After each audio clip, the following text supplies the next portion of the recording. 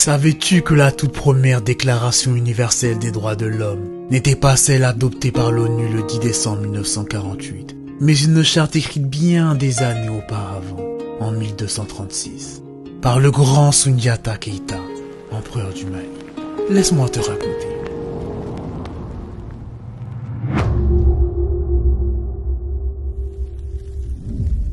Nous sommes en 1236 en terre mandingue, et l'empereur Soundiata Keïta règne en maître sur l'un des empires les plus prospères de son époque, l'empire mandingue. Un empire aussi connu sous le nom de l'empire du Mali, qui s'étendait et englobait de grandes parties des actuels territoires du Mali, de la Guinée-Conakry, de la Guinée-Bissau, du Sénégal, de la Gambie, du Burkina Faso, de la Mauritanie, ainsi que la Côte d'Ivoire. Malheureusement, durant cette époque, certains peuples arabes ont levé des enfants, des femmes et des hommes de tout âge, pour les ramener dans la région de l'actuel Maghreb et les forcer à devenir esclaves.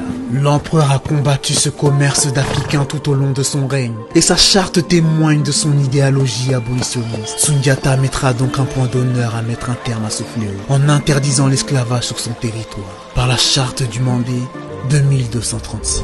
La charte reconnaît des droits égaux pour tous, une justice équitable pour tous, et ça, peu importe ton origine, ta religion, ton ethnie ou ton statut social, que tu sois ressortissant de l'Empire ou pas. À travers cette charte qui servira au monde comme toute première déclaration des droits de l'homme, l'empereur Soundiata Keïta a mis en place une monarchie constitutionnelle. La charte se décline en 7 chapitres et 44 articles, transmis dans un premier temps à l'oral par la confrérie Djeli des chasseurs. Puis elle sera finalement retranscrite à l'écrit dans les années 70 par les intellectuels Wakam Issoufou et Youssouf Tata Cissé. L'UNESCO finira par inscrire la charte du Mandé sur la liste du patrimoine culturel immatériel de l'humanité en 2009.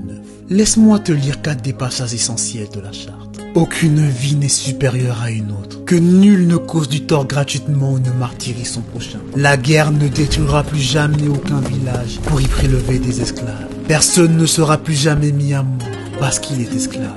Alors, cher Oustandi, savais-tu que 712 ans avant que l'ONU n'adopte une déclaration universelle des droits de l'homme, un puissant empereur africain exerçait déjà des principes d'égalité et de liberté pour tous.